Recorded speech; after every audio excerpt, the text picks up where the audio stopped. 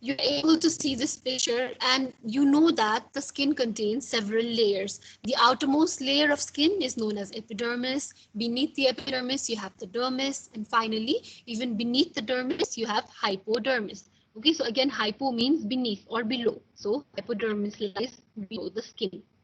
So there are several layers to your epidermis as well. Okay, we'll be studying about this in the later slides. But you have to know that there are several layers in your epidermis. And also in the dermis, you can see even in this picture, there are some specialized kind of structures, right? So there are specialized infoldings of epidermis. See, this is the epidermis and the infoldings of epidermis that extend into the dermis. Okay, and these create some kinds of specialized structures. For example, in this case, this is a hair follicle, right? You can see the hair follicle and the hair extending out of it. Likewise, there is also sweat glands. Okay, so here you can see sweat glands, again specialized infoldings of epidermis and structures that are extending into the dermis. Okay, so this is a sweat gland.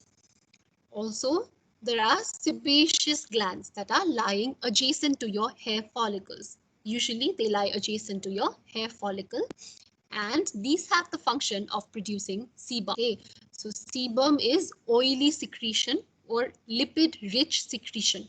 Okay, and this sebum is actually emptied into the hair follicle, and it is responsible for oiling and making the hair more pliable, etc.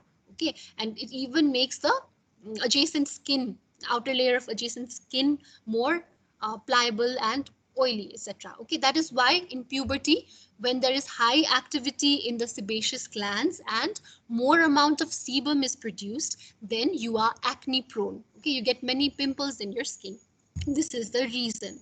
Okay, and also you can see over here, there are many nerves and blood vessels in the dermis.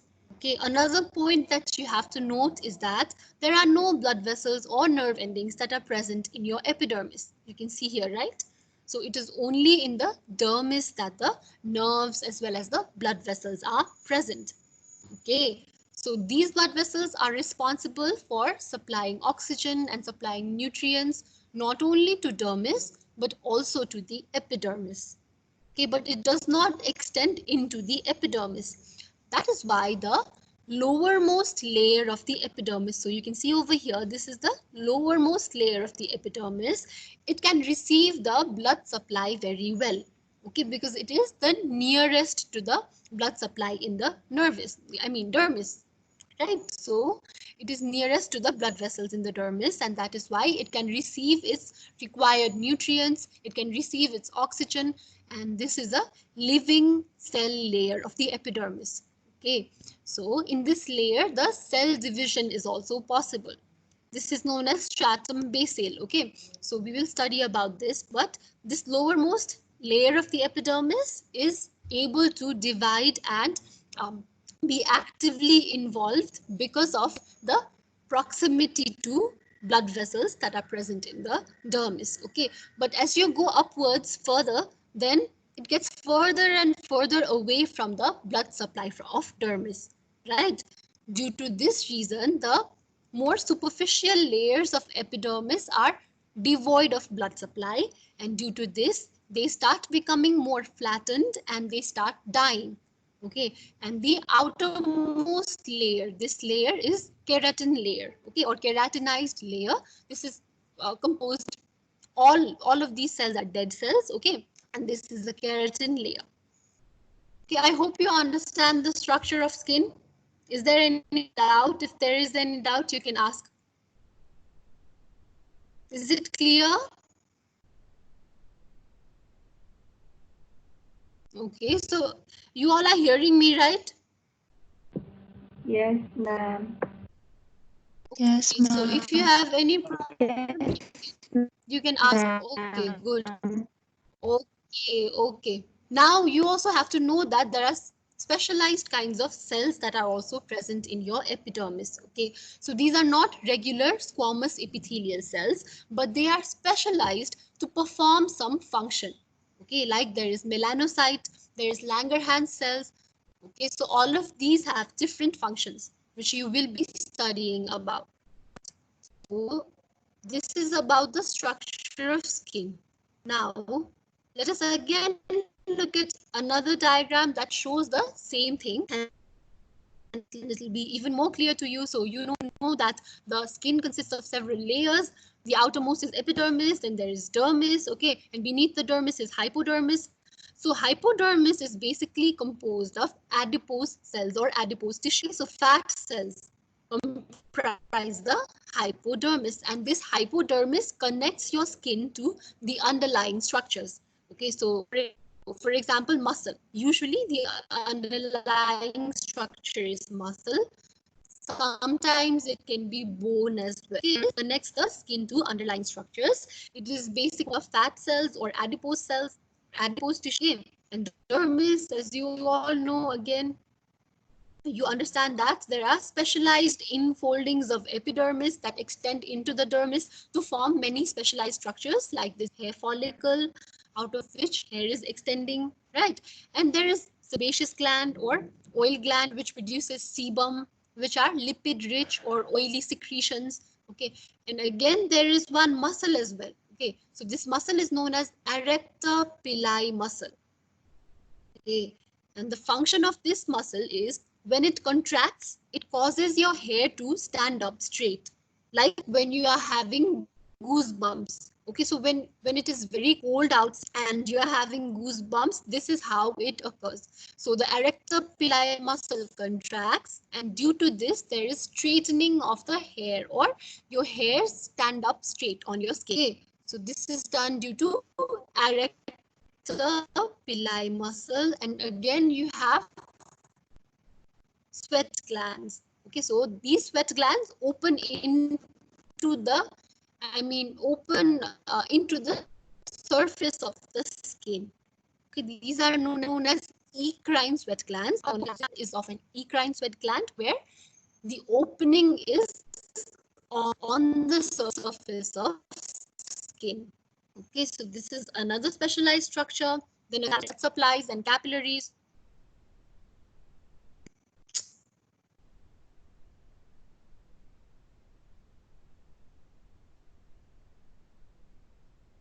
Okay, I got disconnected for a while. Can you hear me? Yes, ma'am. Okay, okay. Okay, so you can see this as well, right? Okay, so you know that stratum basale is the nearest to the capillaries and the blood supply, so it is the living cell layer, and there is cell division, etc., that undergoes over here. Okay, now all of this has already been explained, so let me move on to another slide. Okay. So again, this is a magnified version of whatever you saw in the previous pictures.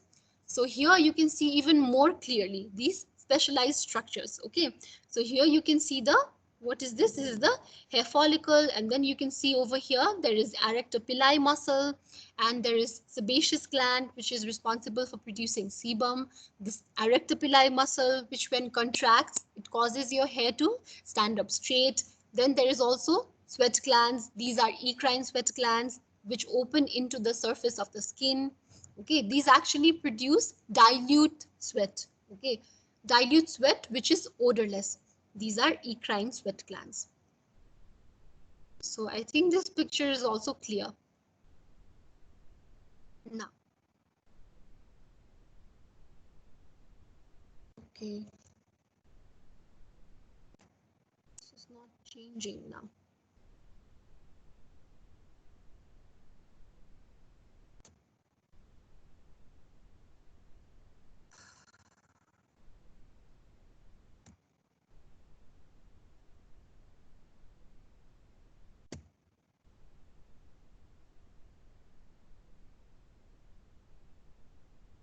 Can you see this? My slide is not changing anymore. Are you able to hear me? Yes. Yes, ma'am. Okay, so one moment. There's some technical issue.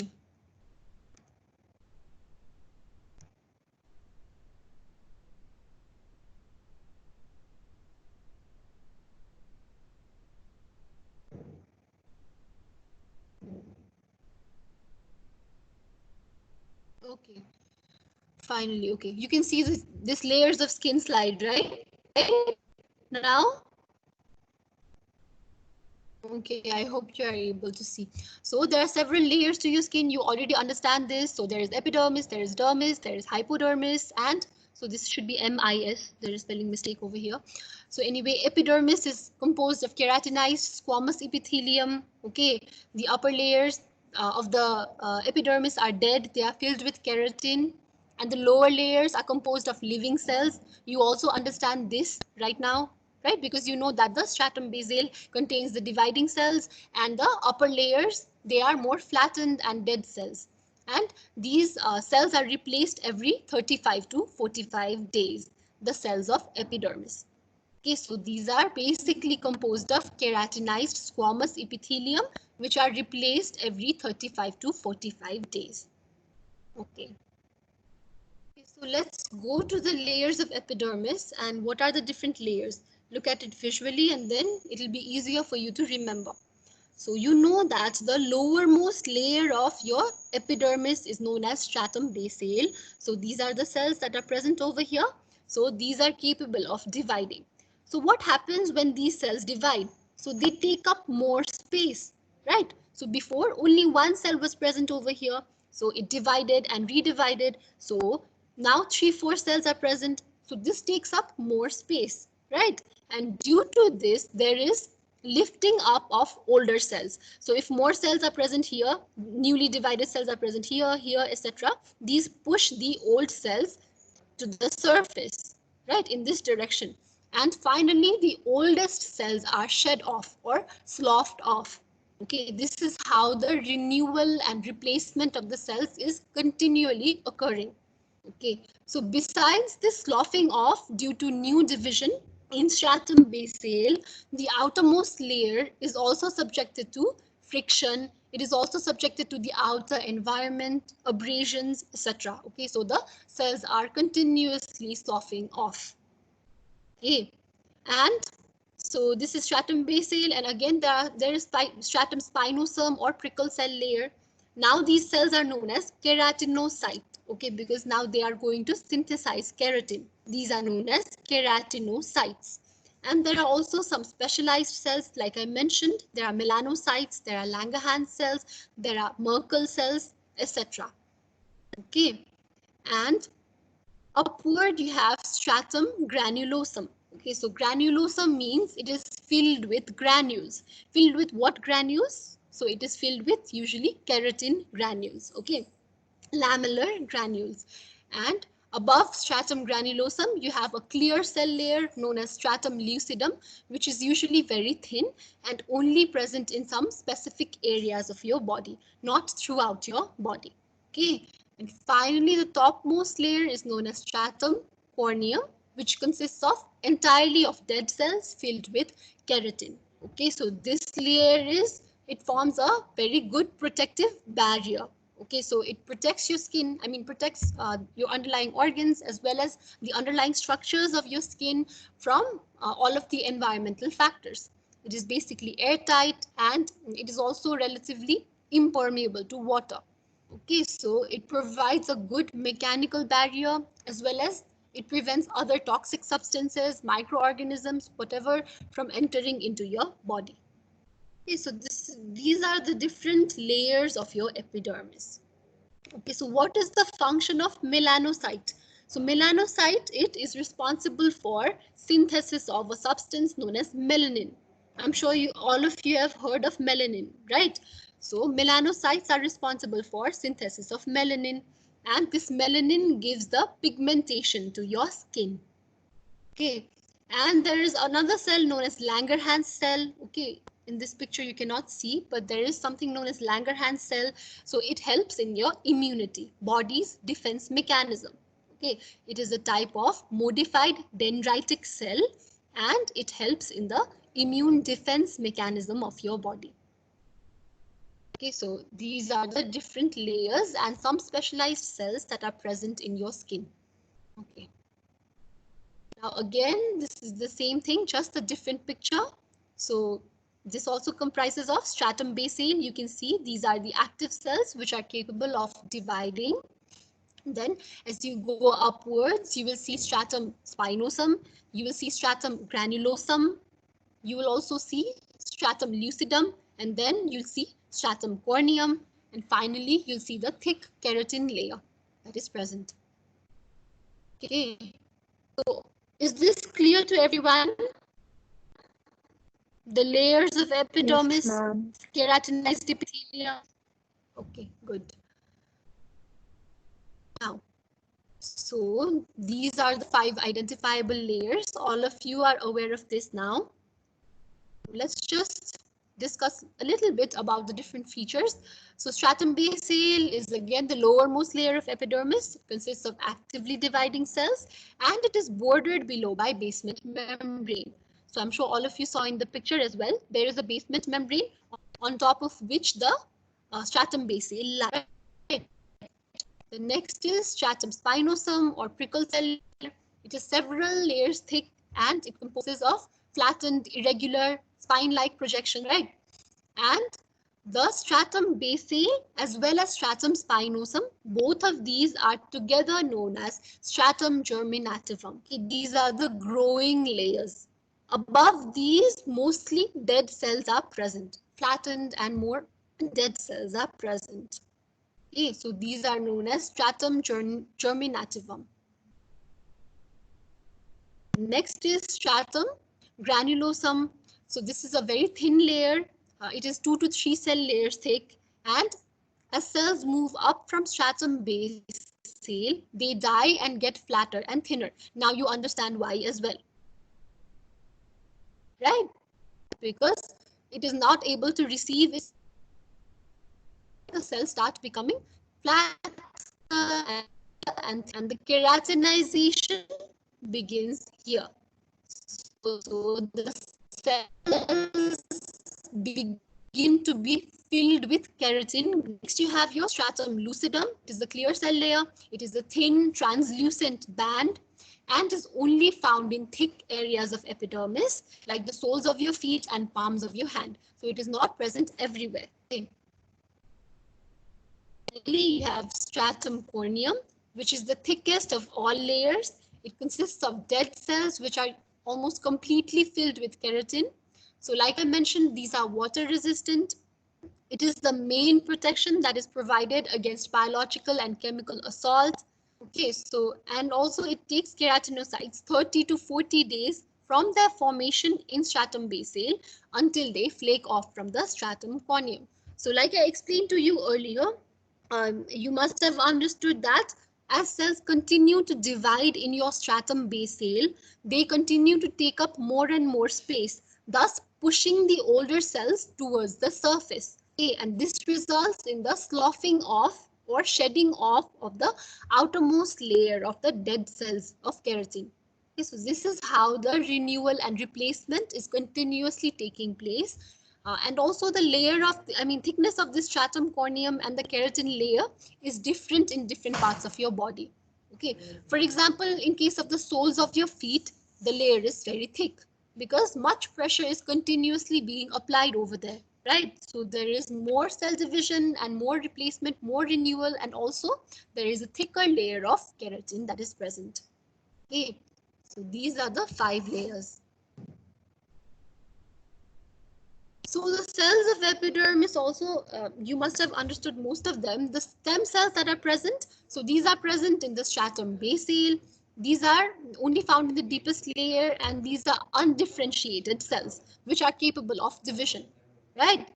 Then you have keratinocytes. These synthesize keratin. Their name itself suggests that they synthesize keratin, right? The next is melanocytes. So these synthesize the pigment melanin. These are also present in the deepest layer.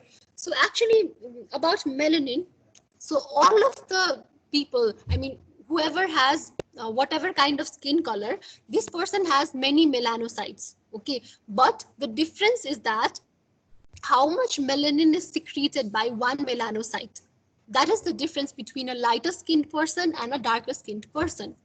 Okay, so if one melanocyte secretes more melanin, then the person's skin will be more pigmented. That means he'll have a darker skin color. Okay, But if less melanin is secreted, then you will have lighter skin color. Okay. And usually what happens is, in cases of people who have lighter skin, there are some tyrosinase inhibitors that are present. Okay. So tyrosinase is an enzyme that is responsible in the synthesis of melanin. Okay. So it plays a very important role in the synthesis of melanin. So in case of lighter skinned people, these tyrosinase inhibitors are more present. Okay, so these are more potent in lighter skinned people. Also, the lesser amount of melanin is produced from one melanocyte. Okay, this is how the difference in skin color is observed in different people. Okay, so the next type of specialized cells that are present are known as Merkel cells. Okay, these are touch receptors attached to nerve cells. So I won't go into much detail about the receptors today, because you will have to study all of these in your sensory system. Okay, but there are many specialized receptors that are present in your skin as well. Okay, because you know that the skin is responsible for detecting different sensations. Okay, so the touch sensation, pain sensation, pressure sensation, temperature, all of these are detected by skin. So the receptors for these have also, also have to be present in your skin. So all of these are also present. Then the next is dendritic cells or Langerhans cells. So like I mentioned earlier, these are responsible for providing immunity to your body. So what are these? These are something known as antigen presenting cells. Okay. So you have already studied the chapter in immunity, right? So you should know what are antigen presenting cells. So what happens is, your skin not only provides a mechanical barrier and prevents substances from entering your body, but when there is a breach, okay, so for example, if a microorganism enters from your skin, then the skin can also, it can also send signals, okay, through Langerhans cells to T helper cells or T lymphocytes. Okay, so these Langerhans cells, when they detect an antigen or a foreign pathogen entering your skin, they will be able to send signals to T lymphocytes or T helper cells, which will then be able to provide immunity, okay, activate immune system. Okay, so these are the functions of dendritic cells or Langerhans cells. So these are basically found in stratum spinosum and stratum granulosum. Okay, so is this clear to you, or is there any doubt about the specialized cells of epidermis? Yes, No, is it ma'am. clear to everyone? Yes, ma'am. Okay, if there is doubt, ask. Okay, so these, at least about these cells, you have to know.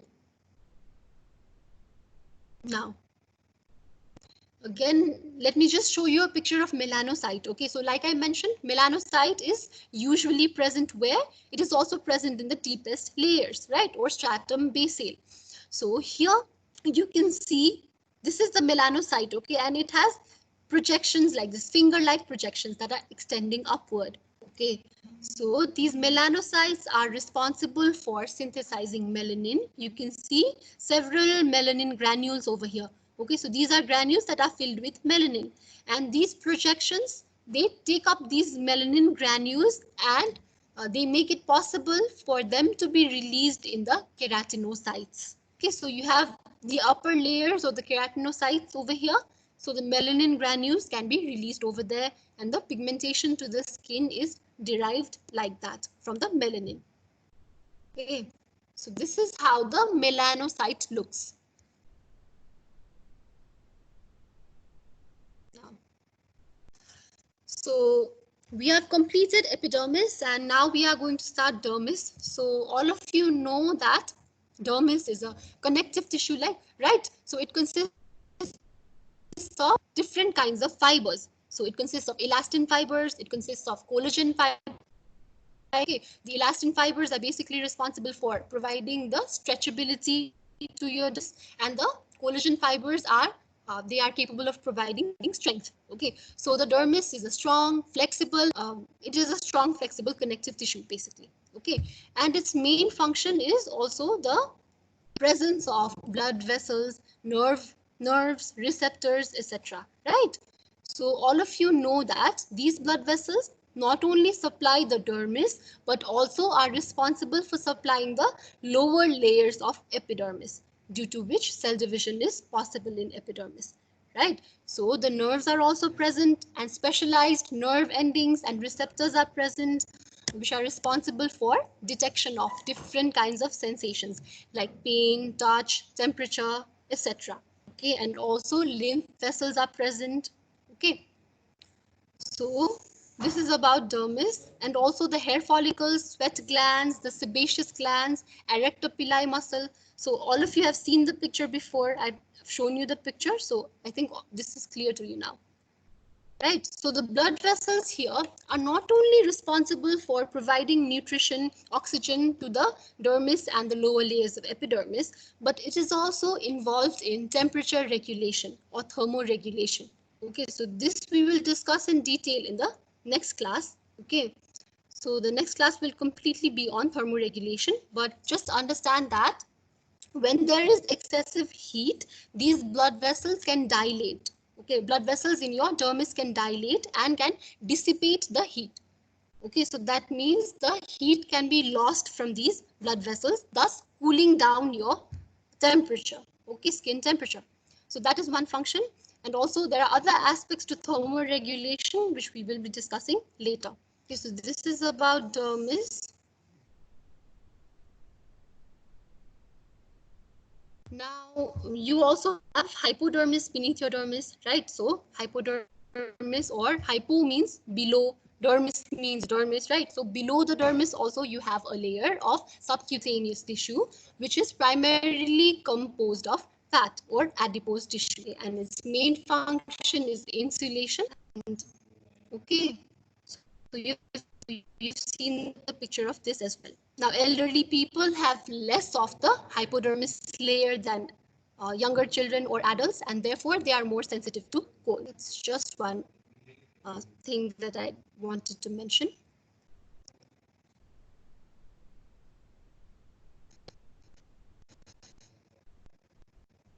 So now you have understood about the structure of skin, right? So you know that skin comprises of different layers, dermis, and even below the dermis, you have the tissue layer known as hypodermis. So we'll have the different functions. So I think all of you are aware of the basic functions of skin, but let me just explain it to you. So your skin is considered to be your body's largest organ. It is stretched out completely. It can cover functions. The first of which is obviously protection. Okay, so this is the outermost layer that is covering your body, right?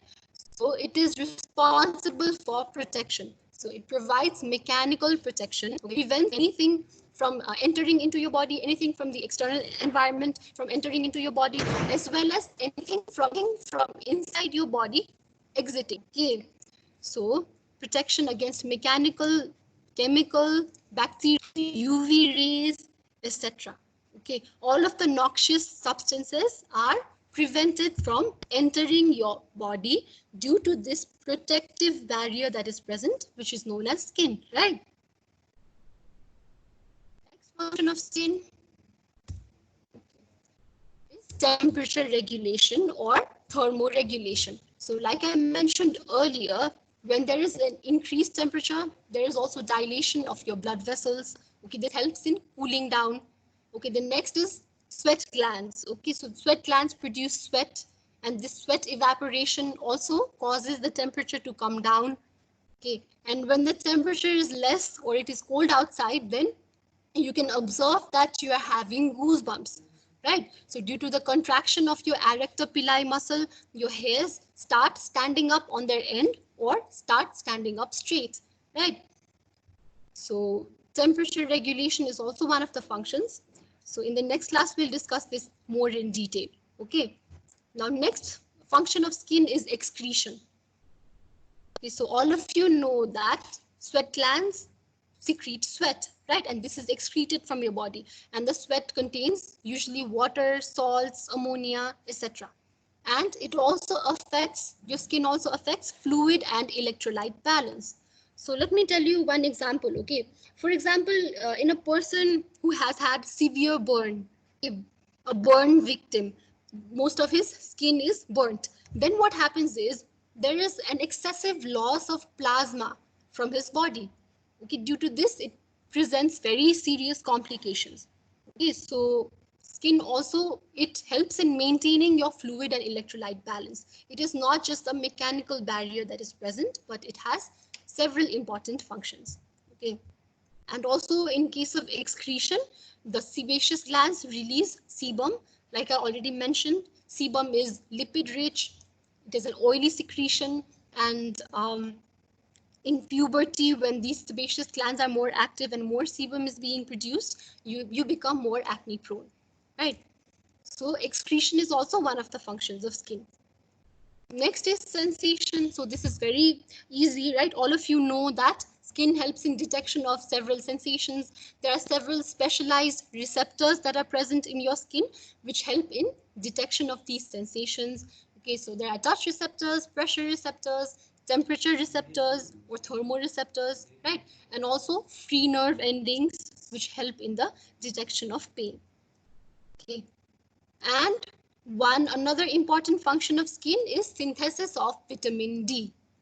Okay, so if you know this, vitamin D, so first dehydrocholesterol is present in your skin, and due to reaction by UV rays, it is converted to cholecalciferol, and finally travels to liver, and in the liver also, and finally the product that is formed, end product is 125 dihydroxy cholecalciferol, which is active vitamin D.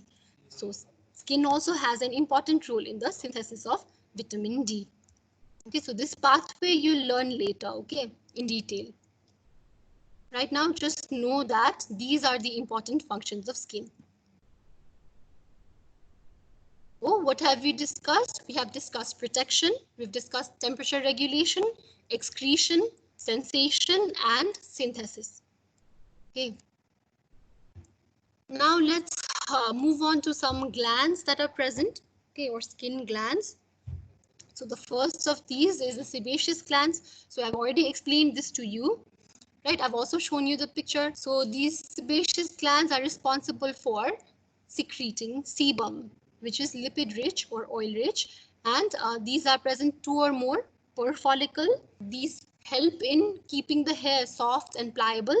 Okay, and these are present especially on face and scalp, and they reduce heat loss. Why? Because lipids are poor heat conductors. Okay, so lipids are poor conductors of heat, and these sebaceous glands produce lipid-rich solution known as sebum. That is why these help in preventing heat loss. Okay. It also helps to prevent water evaporation because the layer of lipid. Okay, and again, like I mentioned, it becomes active at puberty and may cause acne. Okay, so this is about the oil glands or sebaceous glands. Another types of glands that are present in your skin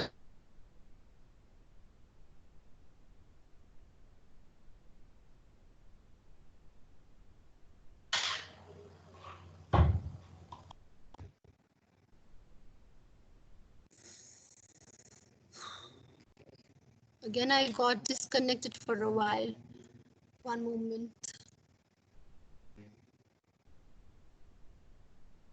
Okay, so the eccrine glands are major sweat glands of the body. These are also the most numerous. Okay, and these are most numerous on palms, soles, and forearms. So I showed you the picture of these eccrine glands, right? So these are tiny coiled tubes that open into the skin surface.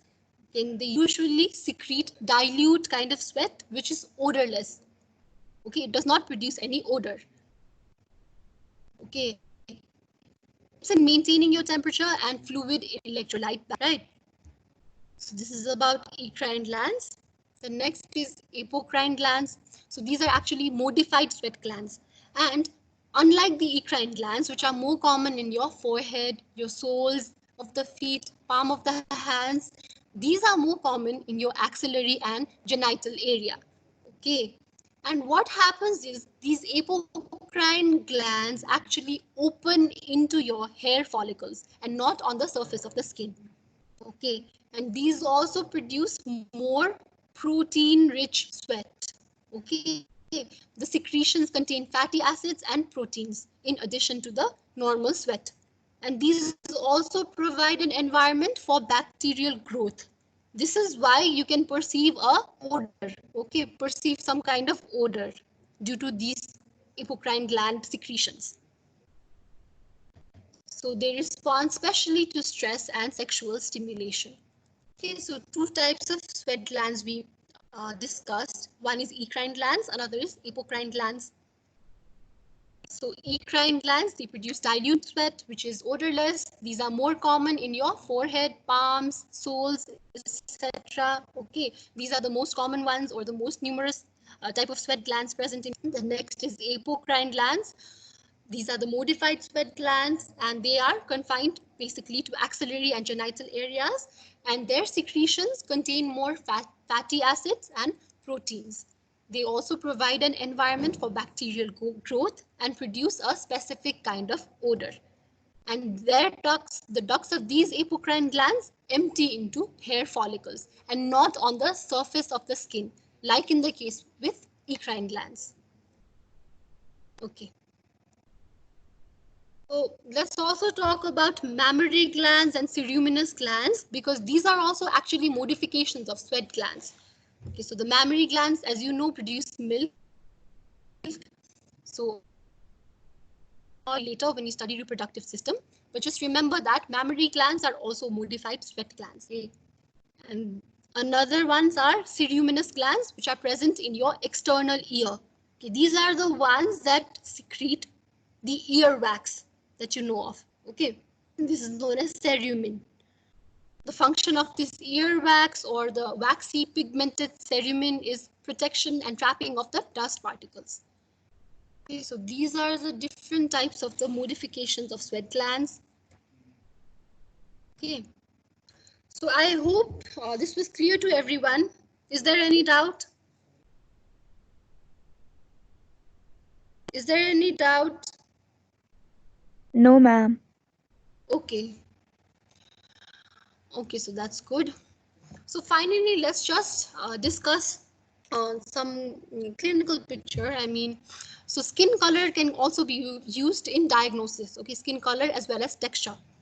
For example, if you have a bluish discoloration, you may be having cyanosis, okay, due to poor oxygenation, especially in extremities.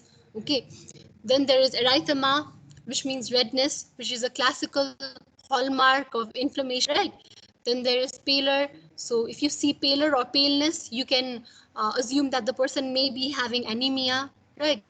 The next is jaundice. So if there is yellowish discoloration of your skin, it may be due to some kind of liver disorder or increased bile pigments in your blood.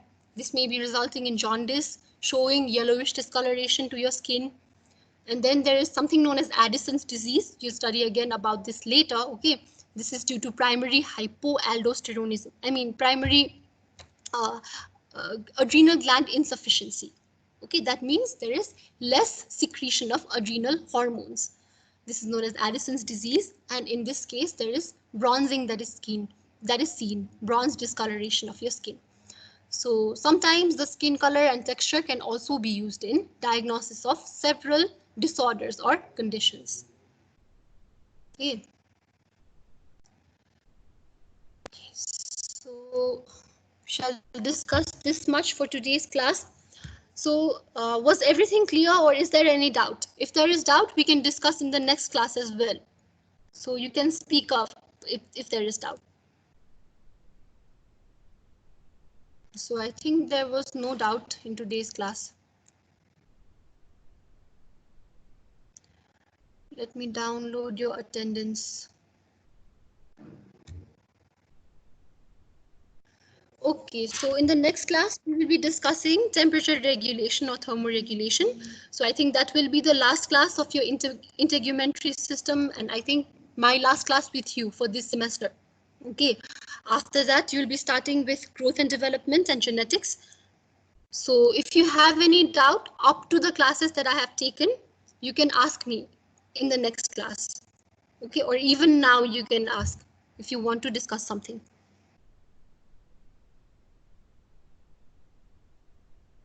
Okay. Ma'am, ma'am, Yes. ma'am, I had a little doubt from the previous chapter. Okay. Ma'am, So I'm ask a me. bit confused between end plate potential and Okay. threshold potential and action potential. Are threshold potential Okay. and action potential? Okay, so let me just tell you first about the threshold potential and action potential. Okay, so what is threshold? So it is what happens is when you provide a stimulus, okay, the minimal stimulus that is required to elicit an action potential is known as threshold potential. So you have to reach threshold potential for the firing of action potential. Okay, so usually in your nerve or muscles, it is around minus 55 millivolts. Okay, so first the potential has to reach up to 55 millivolts, and then only depolarization can take place. Okay, and all or none law comes into effect. So do you understand the difference between threshold and action potential now? Threshold Ma'am, is just the minimal. Yeah. threshold potential at minus 55 millivolts, it reaches to threshold. And when it goes to Yes. 30, it generates an action potential. No, not when it goes to 30, it generates an action potential. So you know now that there are several phases to action potential, right? So there is depolarization, there is repolarization and hyperpolarization, right? So only when the stimulus is enough to make the potential to go up to threshold, that is around minus 55 millivolt, only then depolarization can take place. Okay, from the point of 55 millivolts, now depolarization has taken place. Do you understand this? 30 is just the peak potential. And after the Okay, ma'am. 20 or plus 20 or plus 30 millivolt, then you repolarization starts. You know the ionic basis of this as well, right? Voltage gated sodium channels, there is depolarization. Then due to closure of the voltage gated sodium channels and opening up of voltage gated potassium channels, there is repolarization. And because of the slow opening and slow closing behavior of the potassium channels, the potential goes even further than the resting membrane potential, and due to this, hyperpolarization take place, right? So all of this, I hope, has been discussed in your previous classes. So I hope you understand the difference now. Yes, ma'am. Do you understand? Okay, good. Okay, so like this, if there is any doubt, you can just message me or ask me in the next class. Okay, so let us conclude today's meeting. Okay, thank you, everyone. Thank you, ma'am. Thank you, ma'am. Thank you, ma'am. Okay. Okay.